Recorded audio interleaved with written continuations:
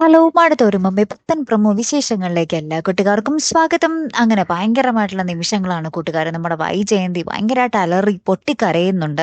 നമ്മുടെ ബാലചന്ദ്രന്റെ അടുത്ത് പോയി ചോദിക്കുന്നുണ്ട് നമ്മുടെ വൈജയന്തി എന്തിനാണ് എന്നോട് ഈ ക്രൂരത ചെയ്യുന്നതെന്ന്. അപ്പൊ നമ്മുടെ ബാലചന്ദ്രൻ പറയുന്നുണ്ട്, നിനക്ക് എന്തെങ്കിലും എന്നോട് തുറന്നു പറയാനുണ്ടോ?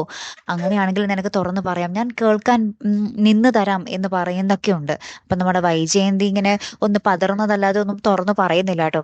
അപ്പൊ നമ്മുടെ അലീന നമ്മുടെ ബാലചന്ദ്രന്റെ അടുത്ത് വന്ന് പറയുന്നുണ്ട്, പാവം ഒന്നും അറിയാതെ ഇങ്ങനെ ഒരു പാവനെ പോലെ ഇങ്ങനെ കളിക്കുവാണ് എന്ന് പറയുമ്പോൾ നമ്മുടെ ബാലചന്ദ്രൻ പറയുന്നുണ്ട്, പാവോ, അവൾക്ക് എന്നോട് അത് തുറന്നു പറഞ്ഞാൽ തീരാവുന്ന പ്രശ്നമല്ലേ ഉള്ളൂ എന്ന് നമ്മുടെ ബാലചന്ദ്രൻ പറയുന്നുണ്ട്.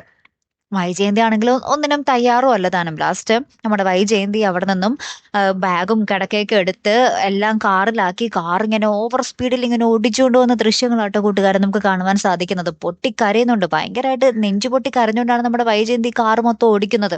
ഇടക്ക് നിർത്തിയിട്ട് കരയുന്നു, വീണ്ടും കാർ സ്റ്റാർട്ട് ചെയ്ത് ഓടിക്കുന്നു. അങ്ങനെ ഭയങ്കര സ്പീഡിൽ ഇങ്ങനെ പോകുന്ന സമയത്ത് പെട്ടെന്ന് കാറ് മറിഞ്ഞ് തിരിഞ്ഞ് ആക്സിഡന്റ് ആവുന്ന ഒരു രംഗങ്ങളാട്ടോ കൂട്ടുകാരെ നമുക്ക് കാണുവാൻ സാധിക്കുന്നത്. വേറൊരു വണ്ടിയുമായിട്ട് ഇടിച്ച് കിടിലൻ ആക്സിഡന്റ് തന്നെ സംഭവിക്കുന്നുണ്ട് അവിടെ.